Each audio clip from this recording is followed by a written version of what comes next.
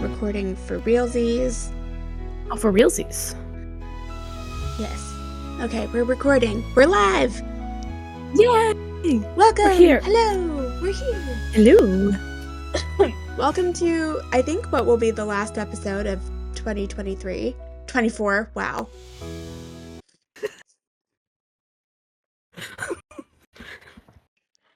If it was 23, you would still be in St. Louis. We would be looking for that elf in the work office. Dear God. Yeah. There was like an elf on the shelf that like someone in our office hid. And our break of sanity for the day at our job was we would hunt for said We would elf. go elf hunting. It honestly was really fun. I'm kind of sad that I don't get to do that this year. Me too. That was really fun. But I'm actually in my childhood bedroom again. I've recorded from here Yeah. once before. Love the yellow. That's my mom and I at my brother's wedding. Oh, cute. I have seen that photo. I literally haven't changed this since 11th grade, I think. There's a picture of a tiger and there's some other random stuff up there. Incredible. That bumper sticker says "Break for Moose." I got it when I visited New Hampshire. It could save your life, it says. Which is true. It could, but I like that it's on your door. It's on my door. And that is a collage of pictures from my Sweet 16. That's cute. Yeah. So here we are, reliving those memories. All right. Welcome to the last episode of 2024. Yes. Yay. We're gonna take a short break. I think it'll end up being it might just be 1 week if we want to come up. Is it just Do gonna you want be to record the week between Christmas and New Year's? It between depends. Christmas and New Year's, yeah. Let's say 2, just in case, Yeah. because there are back-to-back holidays. There are back-to-back holidays coming up, and I am moving. Yeah, also you're moving. We would like for you to, mildly unpack before, we hop back in. Yeah. So anyways, after this episode, we'll be back in January with continuing on with our season 3 Court of Mist and Fury. We're gonna leave on one heck of a cliffhanger. Love that for us. Love it. But it'll be exciting. Leave you on the edge of your seat. Yeah. Okay, so let's get started with the chapter recap, shall we?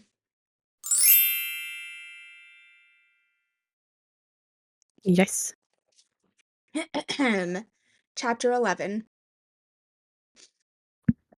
So if you'll remember, we left off basically last episode, in chapter 10 ended with Feyre she's just sinking into depression. She's like staying in bed until noon, she's barely eating, whatever, and she wakes up one day to realize that it's time to go back to the night court for a week.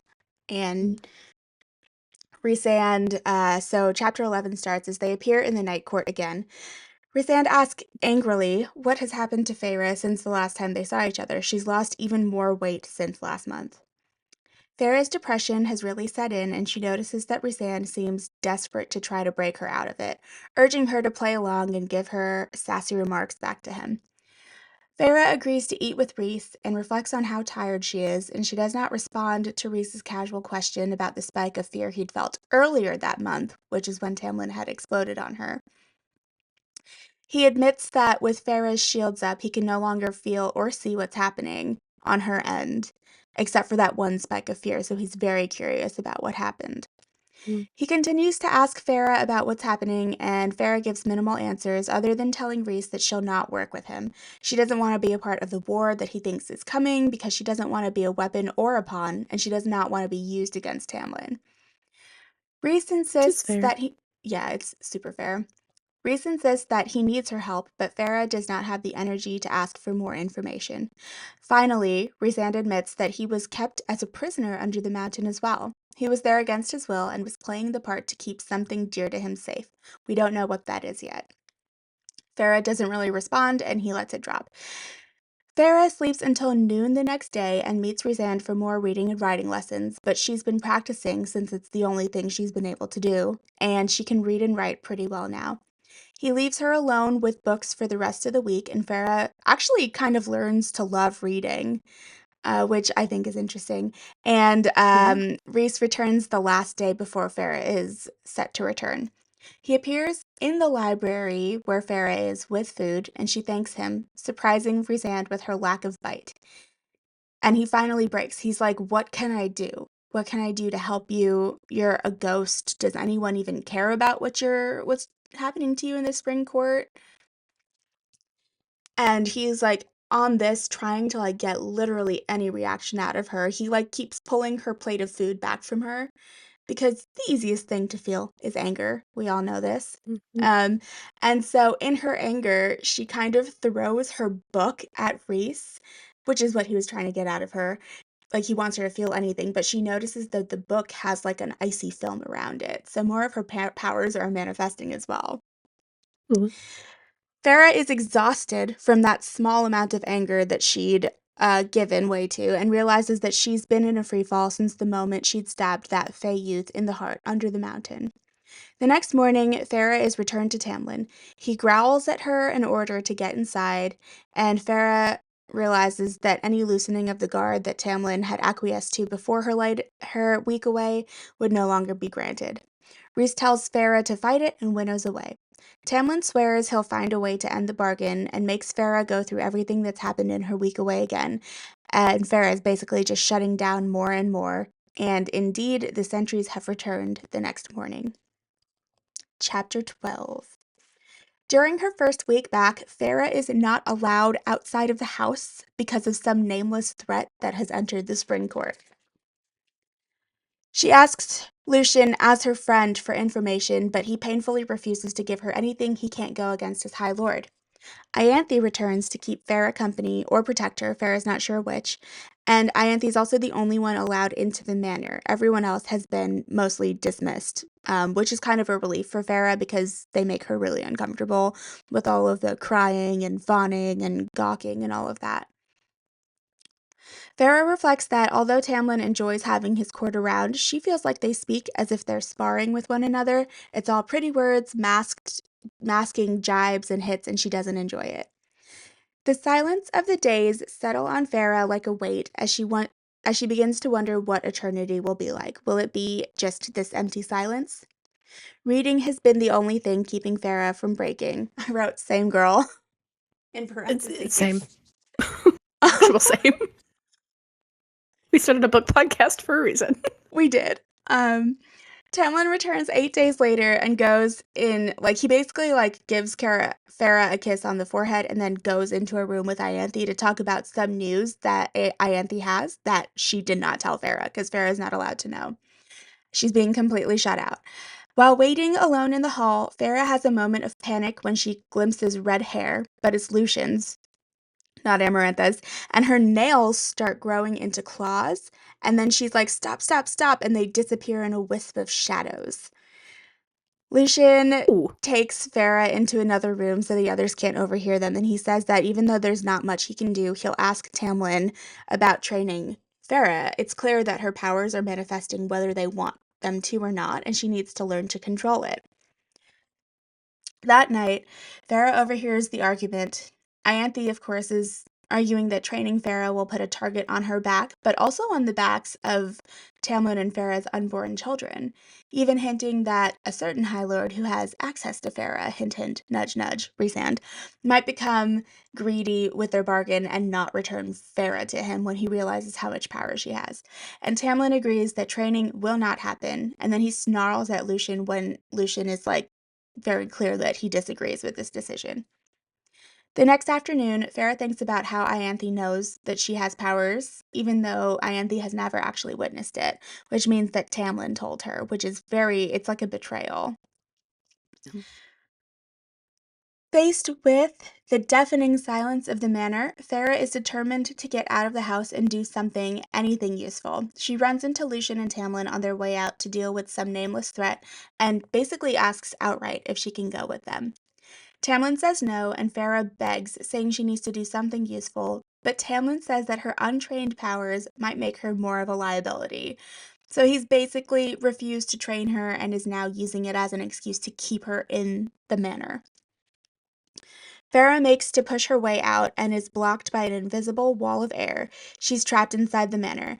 Tamlin has trapped only her inside the house. Others can walk in and out. And Feyre starts panicking. Lucien tries to calm her down, but he also ends up leaving with Tamlin, and Feyre loses it. And all she can think is she's been trapped, he locked her inside the house, she might as well be back in the cell under the mountain. Completely panicked, shadows, wind, fire, and ice rip out of Feyre and surround her as she, retreats into herself. And the power ends up melting the ring off of her finger. And then all of a sudden, Feyre is lifted into a female's arms and she realizes that it's Mor. And then I have a little excerpt to read. I couldn't see her. I didn't want to see her. Amarantha, come to take me away again. Come to kill me at last. There were words being spoken around me. 2 women. Neither of them was Amarantha. Please, please take care of her. Alice. From right by my ear, the other replied, consider yourselves very, very lucky that your High Lord was not here when we arrived. Your guards will have one hell of a headache when they wake up, but they're alive. Be grateful. More held me, carried me. The darkness guttered long enough that I could draw breath, that I could see the garden door she walked toward. I opened my mouth, but she peered down at me and said, did you think his shield would keep us from you? Rhys shattered it with half a thought. But Rhys is nowhere to be found, mind you. Mor tells Feyre that she's free. She doesn't say she's safe or protected, but she's free, and she repeats it over and over and over again as they winnow through another court that Feyre thinks might be the summer court, and then to Rhysand. As he winnows again, Feyre is able to get air in her lungs and falls asleep. And it's like something, it's basically like a softer shade of night caressed me, and I was able to get air into my lungs, and they seduced me to sleep, which I thought was an interesting choice of words there. It's an interesting choice of words. Chapter 13. Feyre awakes to her sunny open room at the night court and Rhysand looking out at the snow-capped mountains. He fills her in on what's happened. She'd wrapped herself in darkness, but she hadn't hurt anyone, and Rhys had not been able to get Feyre due to some court laws. If he had gone in and taken her, Tamlin would have had free reign to attack the Night Court to reclaim Feyre, and Rhys isn't interested in internal battle with Tamlin. So they had to do everything by the book. That's why Mor was sent in to get her. Oops. Rhys informs Feyre that she is under no obligation to return to the Spring Court, as this visit is not part of their bargain, and Feyre admits that she has nowhere else to go. Rhys says Feyre can stay as long as she wants, forever even. Feyre knows that Rhys will bring her back to the Spring Court whenever she wants to go, and she considers her options, and Rhys offers Feyre a job working with him once again. Feyre says she's not going back to the Spring Court, at least not until she can figure things out. She then asks about the powers she'd manifested and where they came from, and Rhys tells her to rest and think about what she's going to do for a couple of days. At the thought of being alone again, Feyre begs Rhys to take her wherever he's going.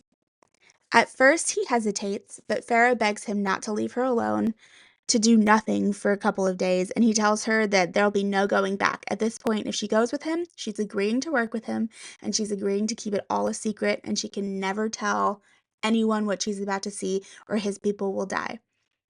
Feyre promises not to tell a soul, and Rhys tells her to get ready. They're going to Valaris, the city of starlight. Feyre wonders about a city. After all, Amarantha had burned everything down, as she hurries to get ready and tries not to think about what she'd just gone through. They winnow to the foyer of what looks like a house, and it's sunny, not starry, as she expected. They're in a townhouse, and they're in a city. I have a lot of excerpts that we're going to read in the deep dive, because there's just so much here. Okay. So much. Then that brings part 1 to an end. So now we're in part 2 of the book, The House of Wind, chapter 14.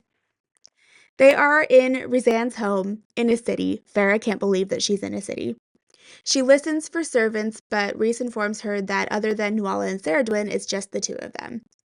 Farah's musings are interrupted by two males pounding on the door and being kind of funny, in my opinion. And Rhys tells Farah that no one besides himself and Moore can winnow into this house, and that no one will come in unless Farah wants them to. Like, she's safe here, and she's going to decide who she wants to interact with. He also tells her that she can decide whether she wants to meet these two people outside the door now or later. Farah notices that there's a light in Rhys's eyes and that he looks somehow younger, almost mortal, and then her depression sets in again and she tells Rhys to call her when they're gone. A female voice joins the two outside, demanding to be let in as Farah makes her way up, and Noelle and Sarah Dwin they like wince and they're like, come on, they're like, hurry up, and she's like, I could have kissed them for this like sense of normalcy. Um, and then as she's shown to her room, she hears more arrive as well. They're all locked out. They're all basically banging on the door, being like, Rhys, are you serious? You locked us out? Why? They also have no reason to know why, to be Yeah. honest. No, it's true. Before succumbing to sleep in an extremely comfortable looking bed, Farah asks who all is downstairs, and the twins answer that it's Rhys's inner circle. Farah comments on the surprisingly casual nature of the inner circle, and Nuala says that it is unusual, but that's how Rhys is. Farah realizes that she's in a city that wasn't touched by Amarantha's reign, and she asks how it's possible when the rest of the world was led to ruin. And the twins tell Farah that what Rhys did to save the city and his people is not their story to tell. And she has this moment where she's like, he told you not to tell me. And they're like, no, he didn't tell us anything of the sort. We don't feel comfortable telling his story because we don't want to get anything wrong. You should ask him. As she falls asleep, she finally admits that what Tamlin had done had been extremely wrong. She thinks to herself, never going back just might be the punishment he deserves for what he did to her. Yes. Yes. And chapter 15. Farah wakes up 4 hours later and gets ready to venture out into the city beyond the walls of the townhouse. And then I have a description. For a moment, the weight in me vanished as I gobbled down the details of the emerging city. Buttery sunlight that softened the already mild winter day, a small, manicured front lawn, its dried grass near white, bordered with a waist-high wrought iron fence and empty flower beds, all leading toward a clean street of pale cobblestones. High fae in various forms of dress meandered by, some in coats like mine to ward against the crisp air, some wearing mortal fashions with layers in poofy skirts and lace, some in riding leathers, all unhurried as they breathed in the salt and lemon verbena breeze that even winter couldn't chase away. Not one of them looked toward the house, as if they either didn't know or weren't worried that their own High Lord dwelled in one of the many marble townhouses lining either side of the street, each capped with a green copper roof and pale chimneys that puffed tendrils of smoke into the brisk sky. In the distance, children shrieked with laughter. The city sits by the sea, and it is beautiful and untouched. There's no monsters, no darkness anywhere to be seen or heard. The city is also guarded at its back by a large mountain range. Though she doesn't know what Rhys did to protect the city, Farah has a moment of anger at the privilege of the people of this city. They're untouched while the rest of Prythian was destroyed. I mean, she's been out in the spring court. She's seen the devastation that's occurred out there. Rhys points out the middle mountain peak in the mountain range. That is where his official home in the city is, the other home he has there. It's the one for business, and it's called the House of Wind, and they will be dining there that evening. Farah asks Rhysand why he hadn't thought to protect any other city in Prythian, but he tells her that this city, Valaris, is a secret and unknown to the rest of Prythian. Because of Amarantha's trick and because of the timing, he had very little time to make the difficult decision to protect the city's secret. Farah asks what about this place was worth saving at the cost of everyone else. And his answer is everything. And as they venture out into Valaris, she realizes that he's not wrong. Valaris was everything. It's a city of shops, goods, restaurants, music, art, culture, markets, and trade, and it has everything you could possibly want. And it's cheerful and full of light. Unlike at the Spring Court, no one is gawking or groveling at Farah, or at Rhysand for that matter. People offer them warm smiles. People grasp his hands and welcome him back. He knows all of their names and they call him by his name as well. Valaris has a huge artist quarter called the Rainbow of Valaris. So they're kind of going through like a tour of the city, and I'm going to touch upon this in deep dive as well. Um, we'll skip that part for now. So in the artist quarter, there's high fae and lesser fairies of all kinds intermingling very easily with each other. But being surrounded by the art and the artist makes Farah's exhaustion seep back in, along with a little bit of anger that these people didn't see any of the devastation that the rest of Prythian had faced. Rhys tells Farah to take it easy when her anger starts manifesting in claws. His people are blameless, and she's like, he's right, it's not their fault that they were saved. Rhys informs Farah that they'll be dining with the inner circle that evening. We already know that there's the two males out there. In addition to that, we have Amren, who is his second, and Mor, who is his third. And Farah is a little bit surprised that a female would be his second because of Tamlin's whole there's no such thing as a high lady, there's no women in his court type of thing. Farah has a moment where she thinks it might be easier to not exist, and Rhys tells her not to think that way. And then she slips into his mind, and I'm just reading that as well because it's crazy.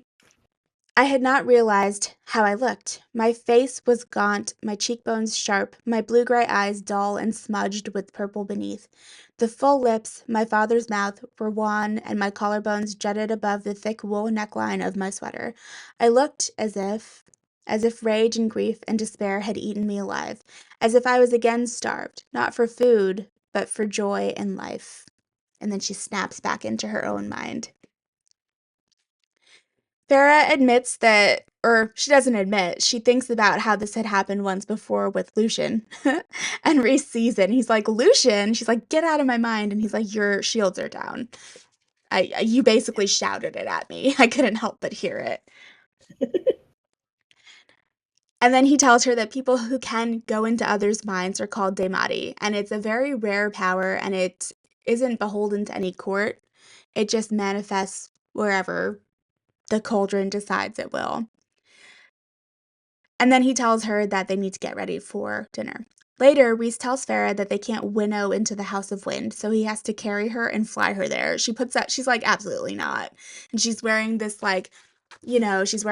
formal midnight blue dress with a coat, and Nuala and Serdwin had taken an hour to do her hair, and she's like, I am not getting into your arms and flying. And he's like, I'm sorry, but this is the only way that we can get I've never there. related to Feyre more. She's like, don't mess with my hair. This took so long. Yeah, took so long.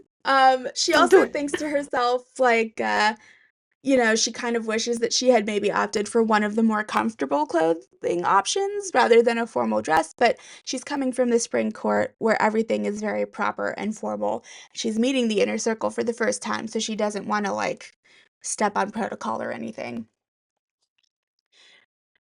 Rhys calls his inner circle his friends, which surprises Farah, and then they take off. And we get the little note that Rhys smells like salt, rain, and something citrusy. While they're flying, Rhys tells Farah that he used to sneak out as a child and fly through the night, and his Illyrian mother used to sneak out as well. So we find out that he's not fully High Fae. He's actually half Illyrian. When they land, they exchange secret thoughts. Rhys says, I'll tell you a thought, you tell me a thought. And then he ends up telling her 3 thoughts, but then she ends up telling him 5, so he says that he owes her 2. I'm going to read those thoughts really quickly because they're devastating, and it's really They are. important. Yeah, they're absolutely devastating. So Rhys's thought is, I'm thinking that I spent 50 years locked under the mountain, and I'd sometimes let myself dream of this place, but I never expected to see it again. I'm thinking that I wish I had been the one who slaughtered her. I'm thinking that if war comes, it might be a long while yet before I get to have a night like this. And then, in turn, Farah's thoughts. I'm thinking that I must have been a fool in love to allow myself to be shown so little of the spring court. I'm thinking there's a great deal of that territory I was never allowed to see or hear about, and maybe I would have lived in ignorance forever like some pet. I'm thinking, the words became choked. I shook my head as if I could clear the remaining ones away, but I still spoke them. I'm thinking that I was a lonely, hopeless person, and I might have fallen in love with the first thing that showed me a hint of kindness and safety. And I'm thinking maybe he knew that. Maybe not actively, but maybe he wanted to be that person for someone. And maybe that worked for who I was before. Maybe it doesn't work for what I am now. Ouch. Sad. Rhys jokes that he owes Feyre 2 more thoughts, and then they turn towards the house where where the 2 males before are standing there grinning. And that's all. End of chapter recap. Dun dun dun. Ooh. Oh, goodness. So, Yes. there's just a Yep. lot to unpack. There's just a lot to unpack there. This is like a very pivotal moment in this book. And really for the It rest of the is. series. It kind of like tips from here. It If really that does. it It does. Yeah. truly does. Um, let's do section superlatives.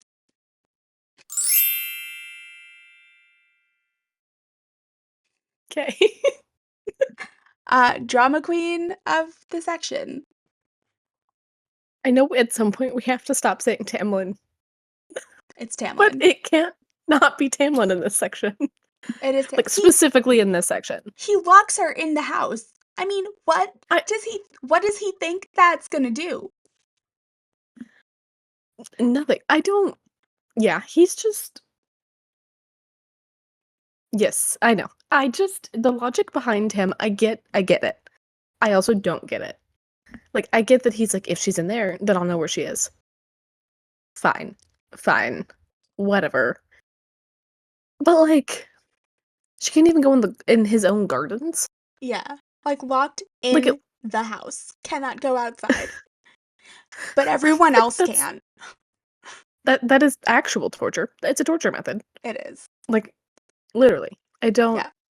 or like she's under house arrest all of a sudden. But even people on house arrest can usually go outside of their house. Yes. So I just There is a I border. don't get it. Also, Yeah. Yeah. like his whole you're never going back there. I'm finding a way. Like, my For dude, the sixth everyone time, knows that that's a lie. you're not finding a way.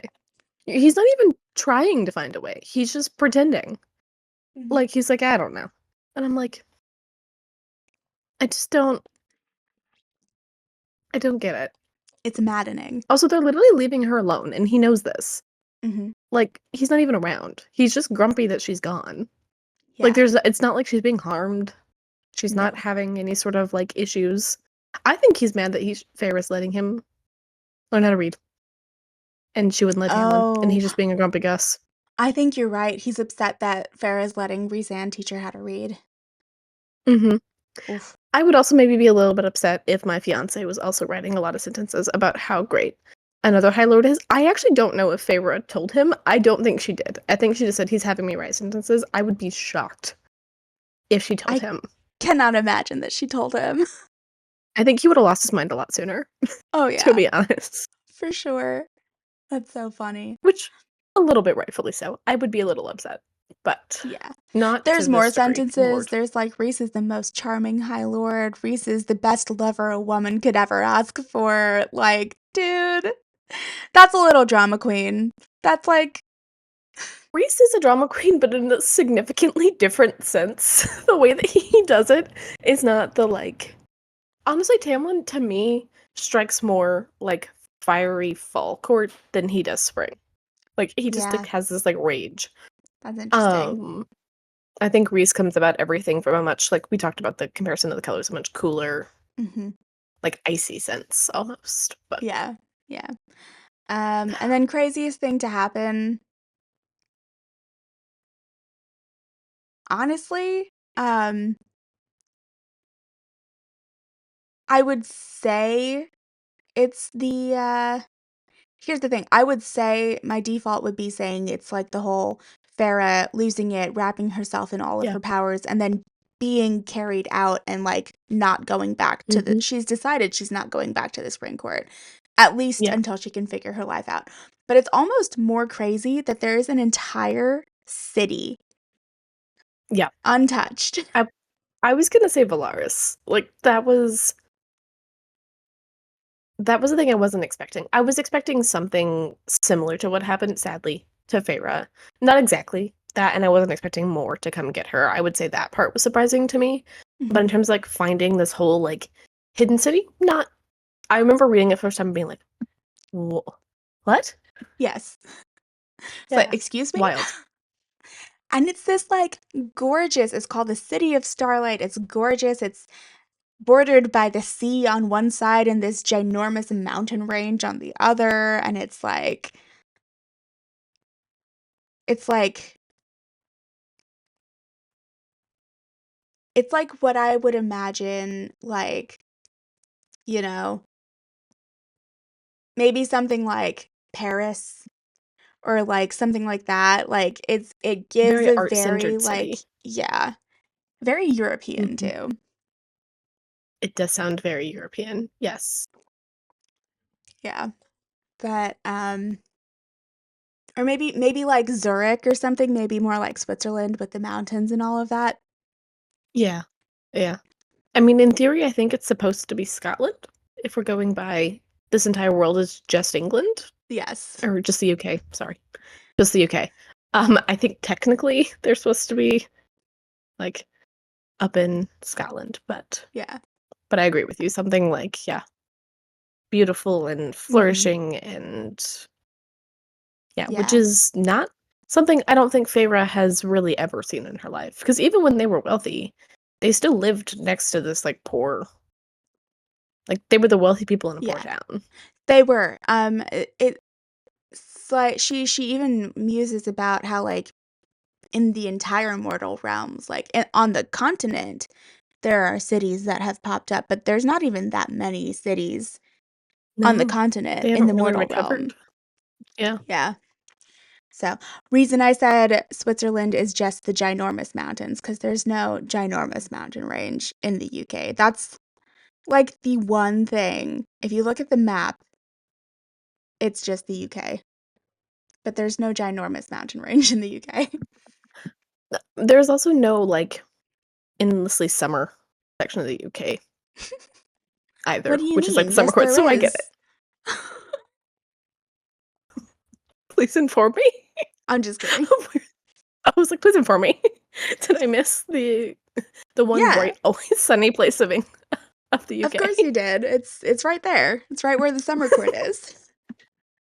I was just trying to think through because I was like, oh, because like clearly her inspiration for the map is there. I don't think Yeah. outside of that she really necessarily drew any inspiration from Mm-mm. the UK all that much. It's just mostly she was like, I don't want to draw a map. I'm just using the UK. Except for the whole like Illyrian warband type of thing Hmm. feels very like Scottish clan It to does feel me. very clan like. You're not Yeah. wrong. Yeah. That is true. Fair. Yeah. Okay. Yeah. Shall we continue on to Colleen's corner?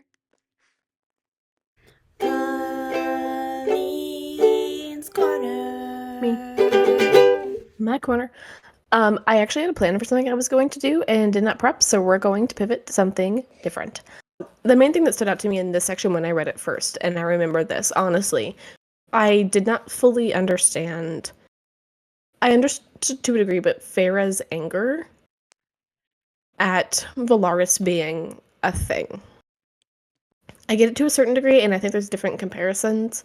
Mm-hmm. I understand her being upset that there was this much wealth disparity in one place and she grew up in so much poverty. That made sense to me, but that really Yeah. didn't seem like what she was upset about. And that was the part that I struggled with when I read this. She was mad at Rhys for not protecting the rest of Prythian, basically. And in my head, and this is kind of like the thing that always stuck to me, that was not Rhys's job. It was the other Mm-mm. High Lord's job. It was Tamlin's job to protect the Spring Court. Correct. And he didn't protect the Spring Court. Rhys found a way to protect his people and made the sacrifices, which we will learn more about those later.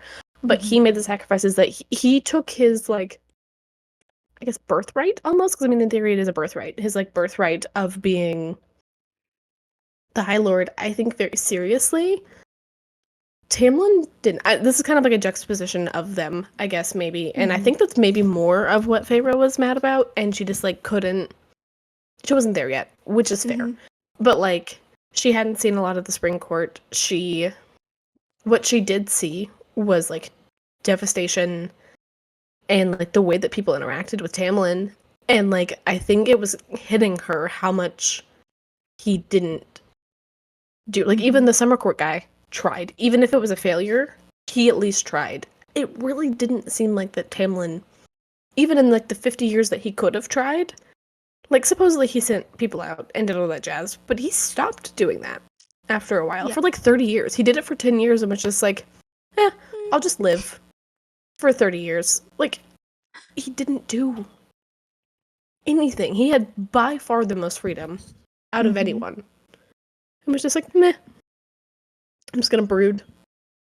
Yeah. Anywho, just Yeah. There the is that part where Farrah's like, you didn't think to offer the city as a refuge.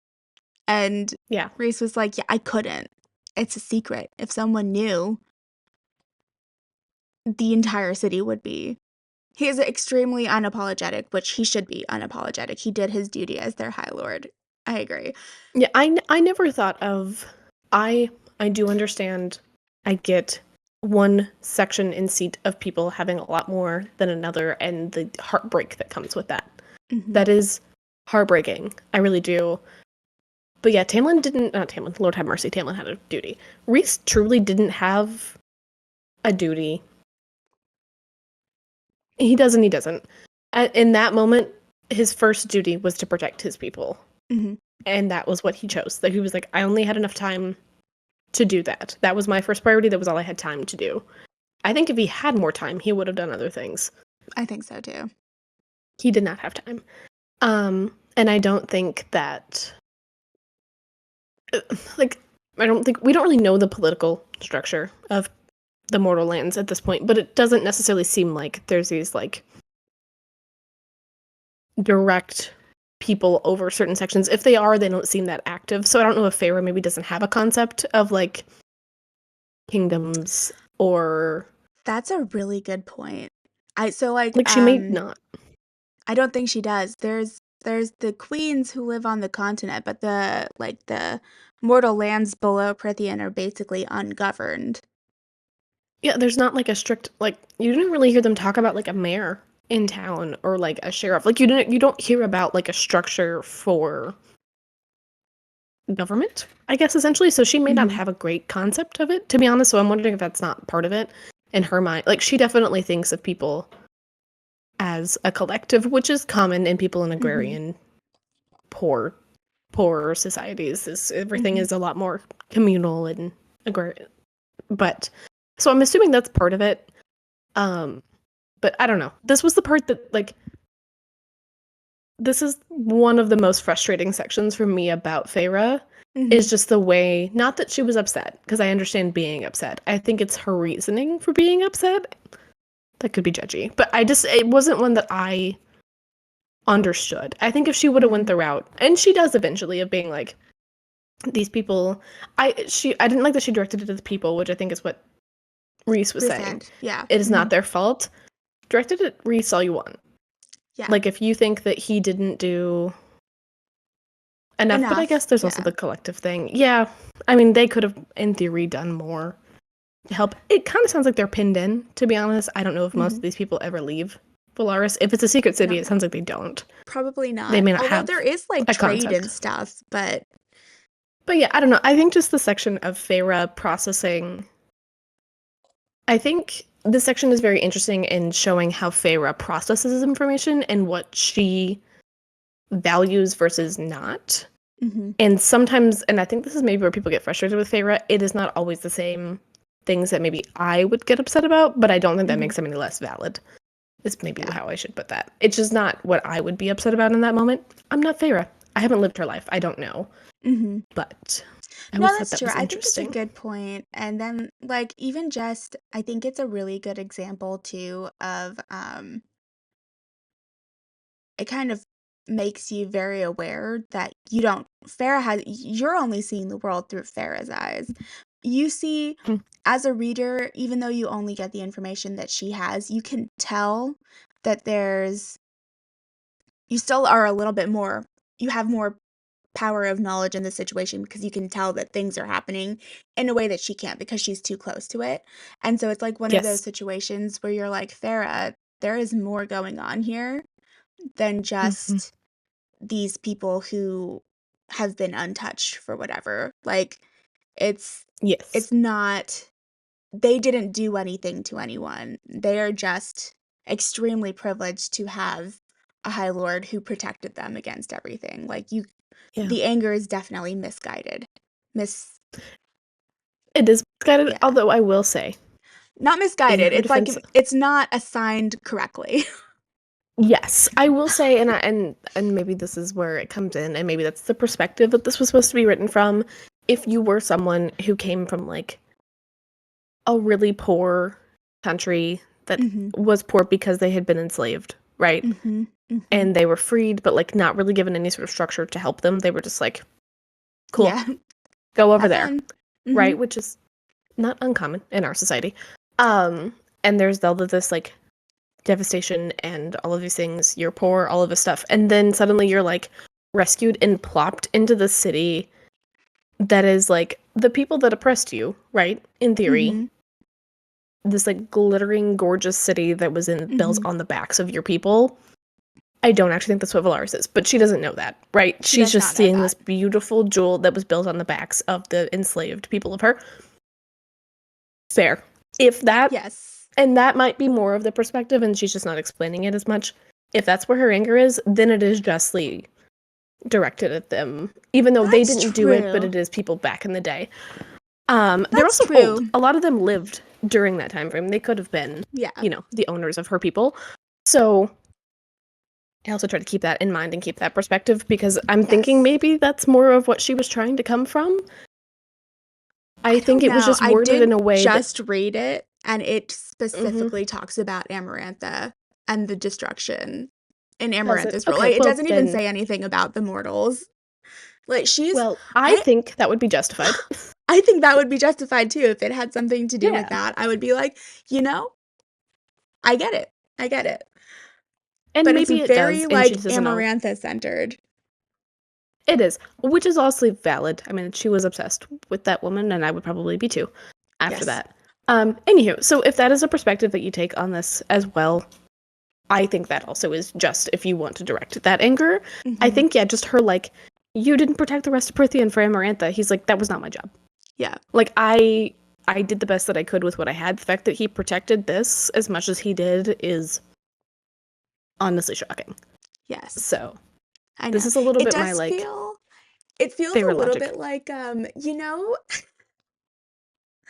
okay, in Gilmore Girls when Jess and Rory are like, they're like kind of flirting, and she's still with Dean, who Hmm. like Jess is no, Jess is not Rhysand. He's too much of a stupid little punk to be Rhysand. But Dean is definitely Tamlin. I'll put that out there. Um, but I love Jess. Please don't hate me, internet. I was like, he's a But darling. You I better. love him so much, but he treats her so poorly. It's fine. Yeah. So there's like this episode where she's like trying to get her mom and Jess to be friends because she clearly likes Jess and it bothers her that her mom doesn't like Jess. And so she's having this conversation with Jess and she's like, if you care about me at all, you will try to be friends with my mom. And he's like, who said I cared about you?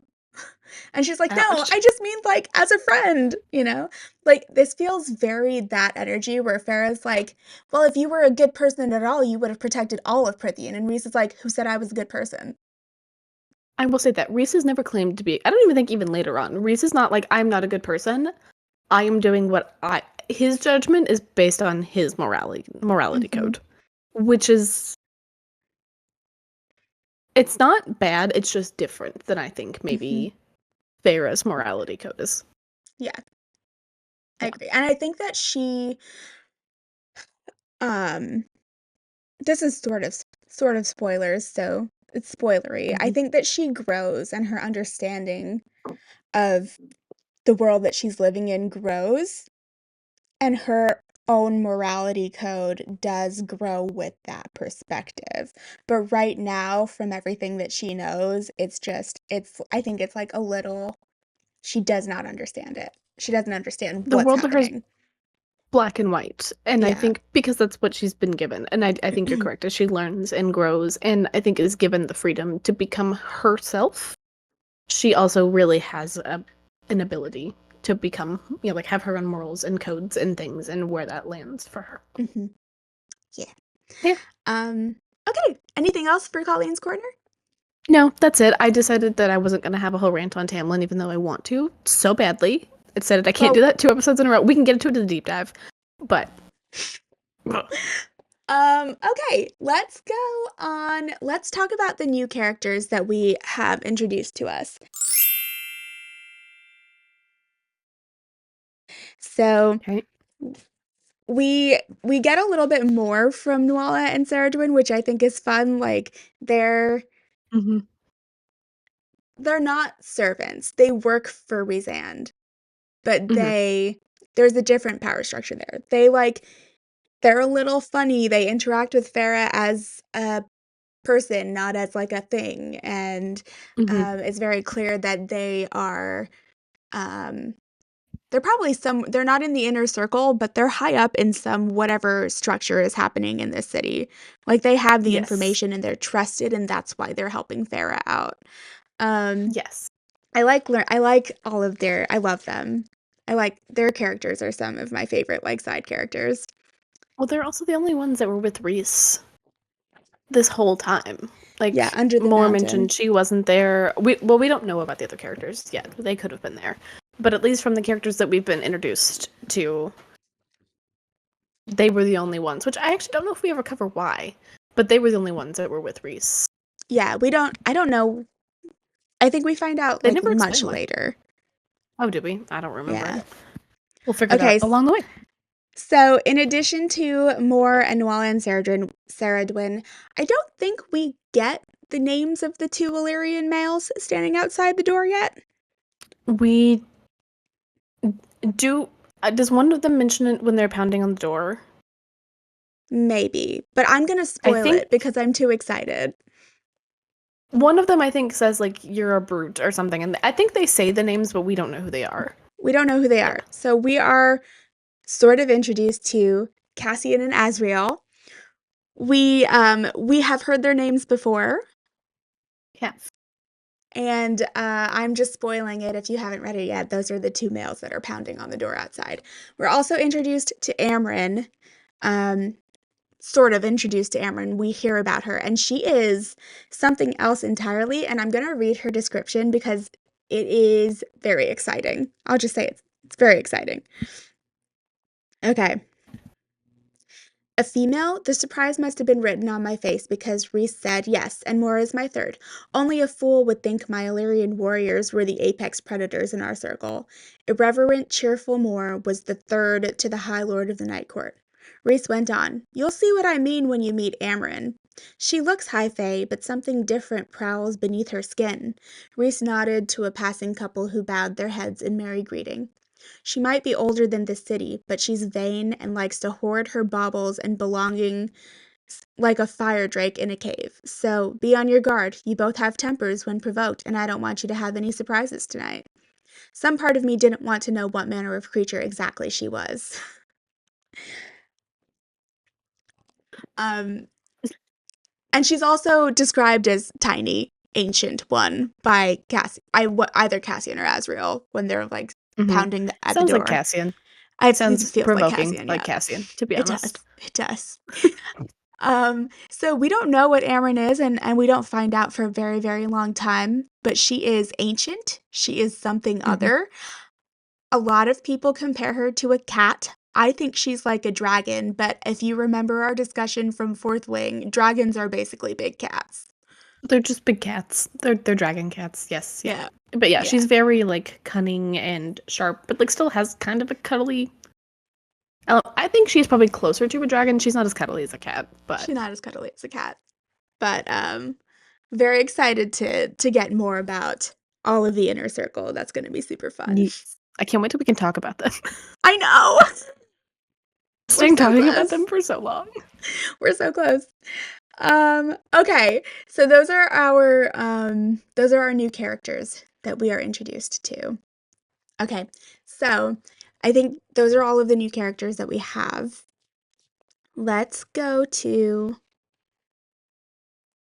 Tam Tam is Dum Dum. Let's start the rant.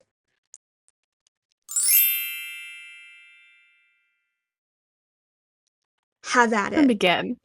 Where do you begin? We knew it was coming, right? Like, we knew this, like, if you're someone who sees the signs, Feyre did not. I'm not saying that you have to, but if you're someone who sees the signs, I do think we have like you said, a slightly more outside perspective. We're not. Mm-hmm. I mean, we're supposed to be in love with Tamlin. I don't know. I was not at this point in the books. We're supposed to kind of be like. I liked Tamlin in the first book, to be honest with you. I just I follow along. I go with what I'm supposed to be told. But yeah, like seeing this, I was not anticipating him locking her away. I wasn't quite certain where it would go. But yes, yeah, like when he like locked her. So this section, I am pretty certain I remember like reading it, listening to it or whatever at work, and being like, "What happened?" And I had to reverse back because it was such a shock. Of like, so I guess I had some of Feyre's thing. It was kind of a shock that like that was like the final thing that he had done. And like, I agree. Yeah, that it was quite shocking.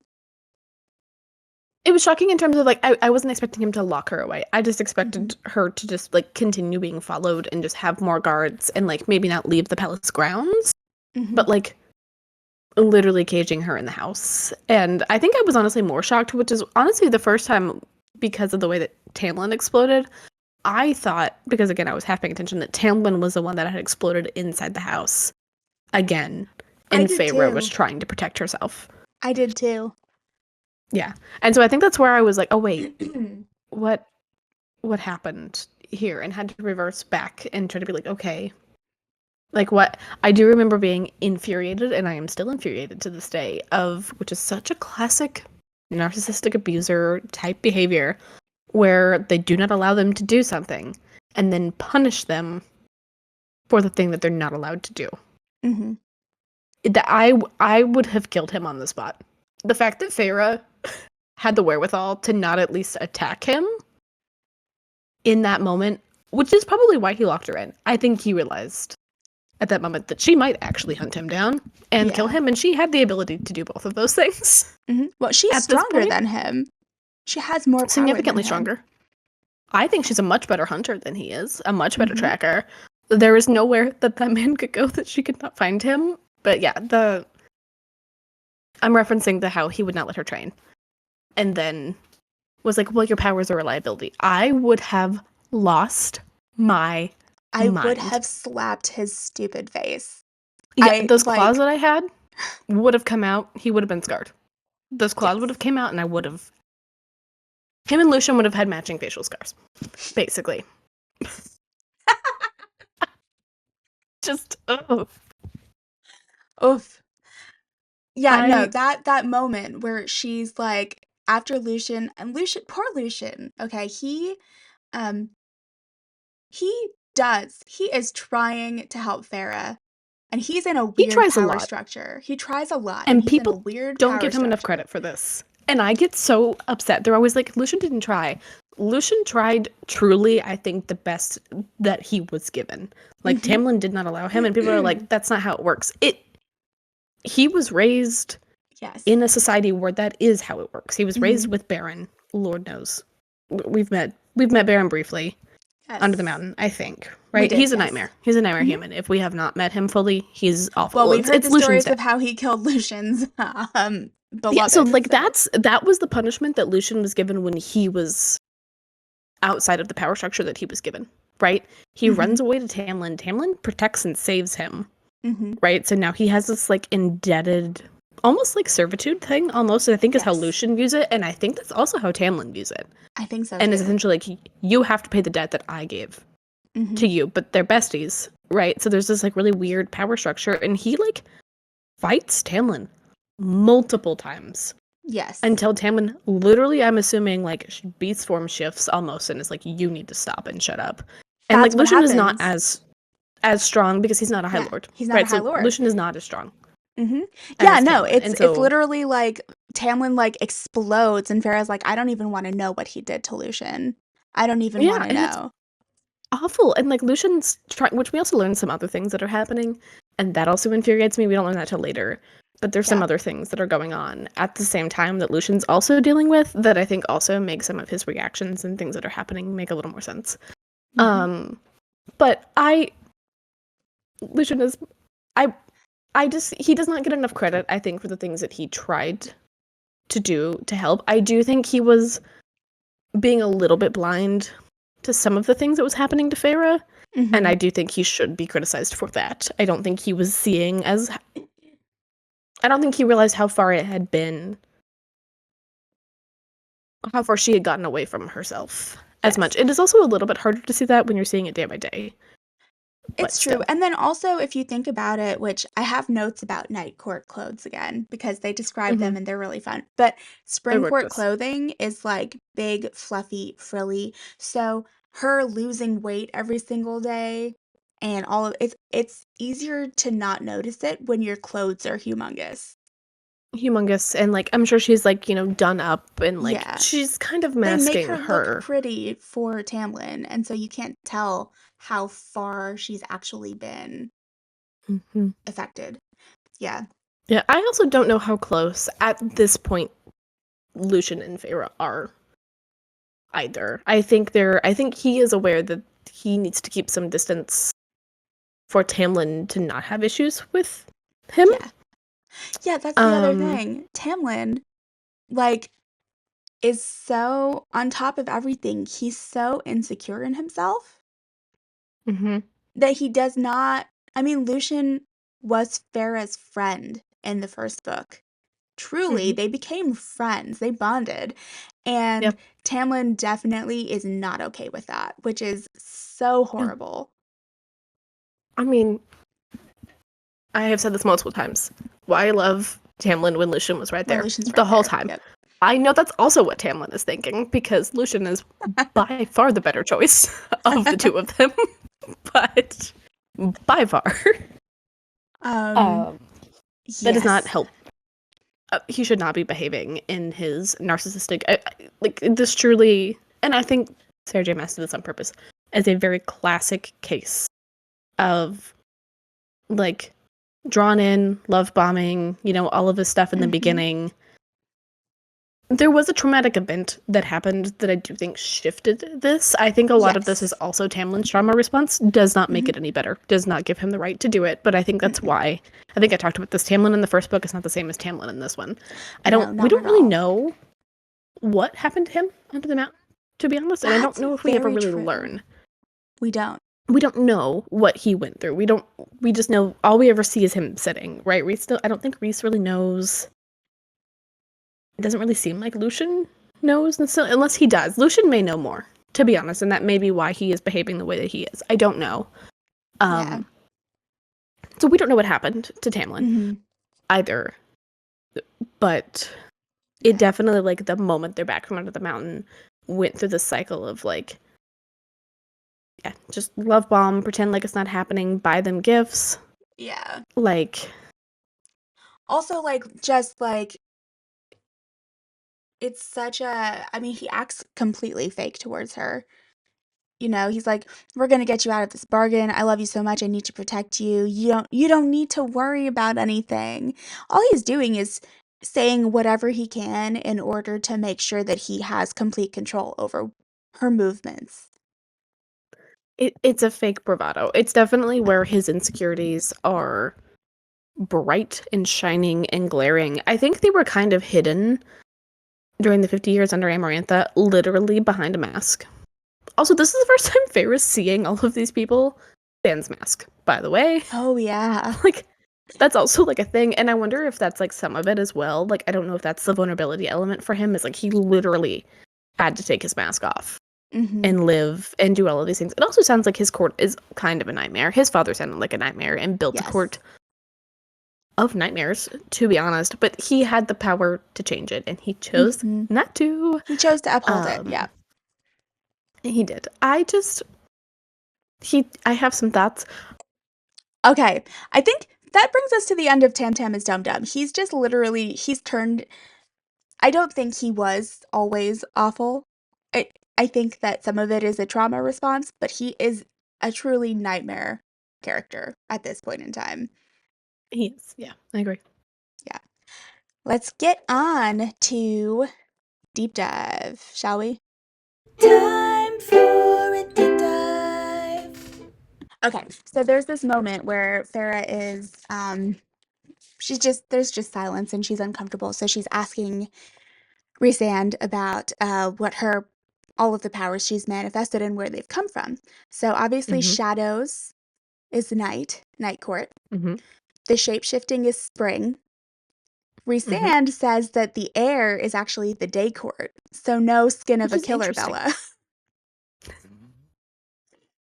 And then ice is obviously winter. Yeah. They don't mention fire, but fire is the spring or autumn court. And then Mm-hmm. we find out that the whole winnowing thing is not confined to any court. That's just how powerful you are. In addition to the Daemati power, which is being able to go into people's minds, that's not a court-based power. It is just powerful fairies. Mm-hmm. So she's powerful as heck, basically, is what we're getting at. Like, regardless of what she was like given from these different High Lords, like her inherent power is Yeah, strong. she is strong. She is extremely strong. In addition to that, there's that moment where she slips into Rhysand's mind, right? She'd only done it Mm-hmm. once before with Lucian, but it's Rhysand, so he has his shields up, and he's like, I wonder if my magic recognized itself in you because it's a drop of my magic, and so they mistook you for me and let you pass through into my mind. That would not surprise me. I love Reese. I think he's gaslighting her just a little bit. I think he did it on purpose so she could see herself from someone else's perspective. Do you think so? Just a little bit. Like, I don't think he fought against her as much as he could. I think the magic recognized, and I think that is correct. I also think Reese is like, yeah, you can come in my mind. Well, like, his biggest secret at this point, right, is out. There's not really, like, a reason For her to be for shut him. out anymore? Yeah. Also, I like, almost he's like, yeah, come in my mind. I don't know if Fine. it's so much that as it is him just thinking like I wish as much as him just being like how can I make her see See her. Yeah. herself and then like thinking that at the same time that she slips in and then it just like he's just like okay. Yeah, I think it's a combo of a lot of different things, but like Reese is not upset about her being in his mind at all. He doesn't seem distressed by it, which is why I'm like, He seems like almost gleeful. He's like interesting. I'm surprised that he wasn't more. I think he's understanding the situation, that he wasn't more like flirtatious with it, to be honest. I think Yeah. he's understanding that it's not where she's at this point. But yeah, I could tell he was like, I mean, you're in my mind. That's fine. I'm like, okay. But I do think the drop of power thing is also relevant. I think it was easier for her to Yes. get in that way. She didn't have to bust through anything. She just kind of like glided, She's just glided on through. yeah. Mm-hmm. Um, so speaking of all of his biggest secret being out, Valaris, the city of starlight. Yes. There is so much of a juxtaposition here. So the Spring Court, she lived in this opulent manor, and it's Mm-hmm. quiet and silent, and it's oppressively silent, in fact. And it's like it feels very of whatever time they're supposed to be living in the mortal land. Mm-hmm. And then she comes to this city and they're in a townhouse, Wild change.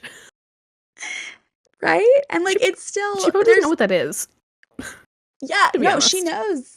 She's like I had been to townhouses Oh, okay. before when they were wealthy, but she was like those had always seemed Oh. like kind of stuffy and whatever. But I do have a description of the townhouse, and I think it's very interesting because they land in the foyer and they're on red Mhm. carpet, and she doesn't have the same reaction to the Oh. color.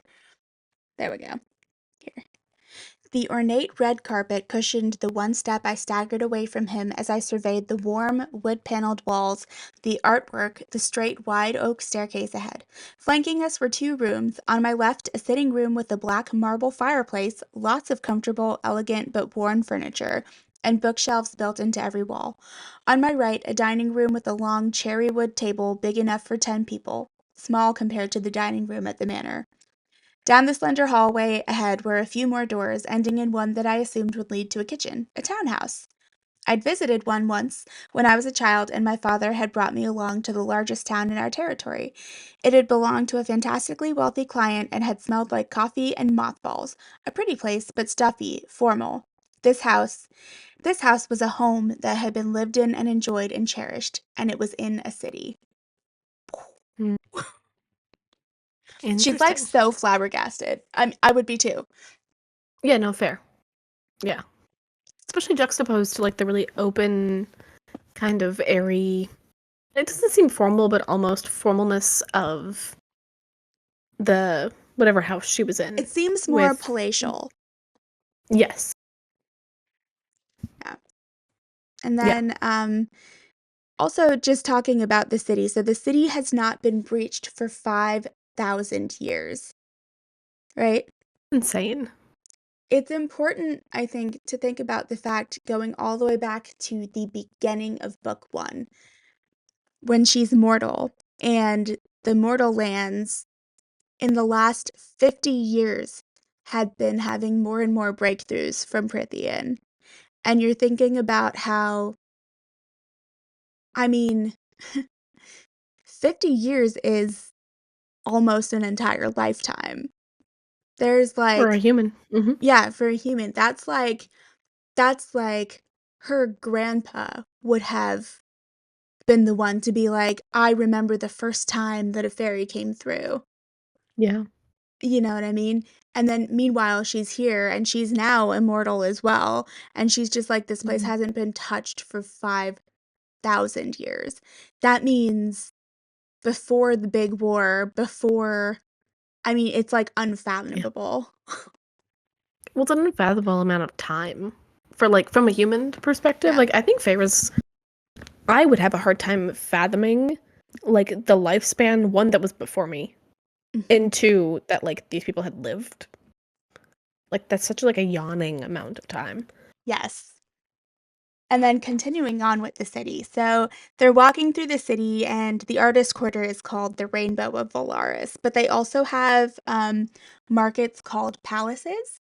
So they have the Palace of Thread and Jewels, which is like where you find the jewelry and the clothing and fabric and shoes and things like that. You have the Palace of Bone and Salt and the Palace of Hoof and Leaf, which is like the food market. So you'll have like the spices and the mixes and produce and all of that. And then you have like Hmm. the meat as Hmm. well. And so there's like basically, and then the rainbow is called the rainbow, but that would be the fourth palace. But so like the Yeah. city is four quarters Hmm. and they all specialize in different things. It's just like such a rich culture. It is very cultured. Yes. Yeah. And it's very metropolitan. Like there's high fae and lesser fae of all types intermingling. And they seem fine. Yeah, like there's Hmm. no like animosity or like lesserness about any of them, I don't think. Yeah. And then if you think That they about it, feel. like the Illyrian warriors are technically lesser fae, but two of Hmm. them are in Rhys's inner circle, and he's part Illyrian as well. Hmm. Yeah. Which is wild, especially from like a high like I'm sure from the rest of the I'm sure that's part of why the rest of the courts don't like him, is Hmm. because he is like lesser born, which is dumb and not a thing, but to them, he is Hmm. lesser born. Yeah, that's all I really had. Oh, the clothing. So also, as opposed to the spring court where everything is like very formal, right? we talked about it before, where she was basically wearing like palazzo pants and a crop top at the night Yeah. court. Here, she's dressed in like warm pants, trousers, I guess, warm trousers and a top, and like a pea coat. Or maybe it's like a trench coat, but it's like a woolen coat. And she's wearing like shoes, not boots. And like, it's just like it feels so modern, even though it's not. It's not Valaris doesn't have like cars and electricity and all of that stuff, but it's a very modern city. It feels like a very modern, like, city that I can't think of. I've learned recently. There's a name of a city that like banned all cars. It's like a modern city that banned like modern transportation, essentially. Yeah, which again, it has to feel like I would think it would almost feel like you time traveled from like a Feyre thing. She would be like, this is not even close to. I would be intrigued to see, and I don't think, which I guess is kind of what's happening. But if you were such an insular city, the way that it evolved, I feel like they would look a lot weirder. You know what I mean? Because they only have themselves to like their fashion. I feel like would be a little bit more like, I don't know, odd. I don't think, but I guess they have trade from the outside world. Like they know the outside world exists. They just don't. They don't interact with venture. it, I guess. Yeah. Yeah. Well, so, That's and it fair. also says like there's some people in the artist quarter who are wearing like mortal fashions. Let me read that note real quick about the clothes. Yeah. Oh yeah, it was in the note that I read about the city of Valaris, but there's high fae in various forms of dress meandered by, some in coats like mine to ward against the crisp air, some wearing mortal fashions with layers and poofy skirts and lace, some in riding leathers. She's wearing suede navy shoes, practical and comfortably made, knee-length sky blue overcoat, and she's wearing warm brown pants and a pretty cream sweater that was so soft I could have slept in it, and knitted gloves that matched my shoes. So like they don't Cute. have like a style. It's like whatever. It is kind of a mishmash, yes, which is kind of what I was like picturing, right? I'm picturing not like New York City, but like kind of where like there's this kind of mixture of fashion, and it almost seems like there's like a mixture of culture because there are different types of fae. So I'm assuming they're coming in with their own cultural backgrounds that are going to bleed into society. Yeah. And Valaris is one of those cities when people are like, "What fantasy city do you want to visit?" I want to go to Valaris. Definitely so Valaris, badly. for sure. I think the rest of Prythian don't know. To be honest, at least at this point, Summer Court sounds fun. Yeah, we don't know a lot about the Autumn honestly, Court. I'd want to go to the Winter Court. That's fair. But I don't like want to be cold for Christmas. Only for Christmas. I love Autumn so much. Like if Baron wasn't the like leader, like once he's got, I guess Eris will take over. We don't know that much about Eris yet, but that's complicated. But that's the son. That's the next in line, essentially. That's supposedly the one that we next in think line. is going to be the High Lord. Yeah. It's one of Lucian's older brothers. I think we've seen him. We've seen Have we him. not seen him yet? We've seen him. of I don't know them. if he's named yet. But anyhow, his name is Eris. But I would love to visit the fall court. I love fall so much. I think it would be beautiful. Like, imagine the most beautiful fall you've ever seen, and that's like eternal. Like that would be incredible. That sounds great. I would never get tired of it. I love fall.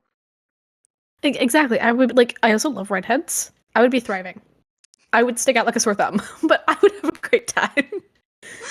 Like I think I would have the most fun. I also there's this part I think in the last few chapters, maybe it was the last section of chapters where Rhysand is like, so we have the solar courts, we're not always in night, dawn, or day, but nighttime in the night court is the most spectacular, dawn in the dawn court is the most spectacular, whatever. So like I'd want to visit those. Like I want to see the most spectacular dawn. You know, I want to see the starry night sky as beautiful as you could ever imagine it. I have always, there's always the like, do you like the sun or the moon more kind of element. I like both. I don't like to choose. I think both have their thing, but I do think like a brilliant, like radiant sunny day would be cool to see, like when when the sun's like shimmery and like a Yeah. jewel almost. I think that would be really cool. 'Cause I'm assuming that's what day looks like. We got in dawns, like the most beautiful sunset or sunrise you've ever seen in your life. Yeah. Like, so don't make me choose. Let me have both. I want both. Thank you. We would Let it- travel. We would be emissaries so that we could travel. I actually think that would be really fun. Like, yeah, I think it's so. Yeah, these courts seem very like insular. They don't seem like they don't really seem outside of like Lucian really to get out of their own court all that often. Like I think ever? Lucian's almost like an anomaly that they can't quite put. And he's a bit adrift, which I think is part of it. But yeah, like he's traveled to a lot of these different. He had a gap year. He had a gap He year. traveled around. He did his thing. But Yeah. Oh, yeah. Lucian. Love And that then man. I just wanted to just one more thought of Feyre reading. So obviously all Beauty and the Beast comparisons are over now. We're fully past that. Yeah. But seeing Feyre learn how to read and then have access to the incredible experience that reading is, and it's really the only thing that's keeping her going, because she's visiting these far off places while she's locked in the manor, and she's meeting these new characters who she actually likes, as opposed to the spring court nightmare people Yeah. and stuff. I'm just so happy that her character gets that. And it really is, I know that Tamlin tried to teach her, he went about it the wrong way. So it really is thanks to Rhysand being like, hey, this is not something to be embarrassed about. This is something that you need to learn how to do. Just realistically. He doesn't make it feel unnormal. Yeah. He's just like, it's a thing. Great, we'll fix it. Yeah. So bravo Rhysand for giving her access for helping her give herself access to Yeah, well, there's so much because like in this time frame they don't have television, right? So there's not like most people now escape into television, which I think would be similar, but like there's this like escape that she gets with reading that I think all of us love and enjoy. Hence why we love reading. Yes. There's this like otherworldly place you can plop yourself in for a little while, even if it's sad. It's still not yours. Exactly. You know what I mean? Yeah, it's not your emotions. You're watching other people go through emotions, and sometimes you can relate to it. Sometimes it takes you out of what you're feeling. Yeah. And also, if it gets too much, you can put it down and walk Yes. away. There's a very, like, I feel like as someone, like for Feyre, whose life is so out of control and so not in control, this is something that she can control for herself. And I think that's, like, very comforting for her. Yeah. So it just makes me happy. That's all I really had for this episode. Yeah, I don't have a whole lot of other things. I guess the only thing I will add, because again, we did talk about a lot of domestic violence type situations. If you find yourself in those situations, please, please, please, there are a lot of resources. Depending on where you are, there will be a lot of local resources. I beg you to try to find them. If you were someone who was worried about it, a lot of those types of sites do have escape buttons and things that will take you to like a cookie recipe. I worked at a place that it took you to those things. So you can look it up. It'll take you away. Please implore that you ask for help. That was it. Yes. That's all I had left. Please do ask for help. So, Thanks, Colleen. Good information. I would say like we could put stuff, but like depending on where you're at, it's going to be different. So I would try to look up whatever is local. Local resources are better, but there are like national hotlines. But in almost any area, there's going to be local resources that I think will be more effective and can help you better. And do reach out for help. You don't need to. Yeah, even if this it's alone. like family. Yeah. But like some people don't want to burden their family with that, and it's not a burden, but that's the thought process. So it's complicated. Yes. It's fine. Just do it for yourself, though. Exactly. Yes. All right. Yeah, well, that's all I had. Just wanted to wrap up with that. Wrapping it up on a very helpful note. Wrapping up the year 2024. Yes. I love a new year. I'm really excited. I'm excited too.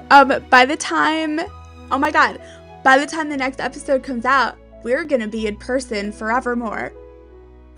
I'm so excited. We're gonna be in the same space. Our energy's gonna be a little wild for a while. It's gonna be wild, fine. Yeah. It'll be fine. It'll be fine. I'm so excited. I'm planning on, so we'll definitely need to record at your place until we find a house, but I'm planning on building a secret library / podcast studio for us to record in. We've talked about it. We have aesthetics down. It's going to be great. Yeah, it's going to be amazing. Cannot wait. I'm so stoked you're going to be here. It's going to be great. Yay! Okay, everyone. Peace out. Happy New Year. Bye. Merry Christmas. Happy New Year. Happy holidays. Whatever. Happy everything. Happy holidays. Yes. Bye, y'all.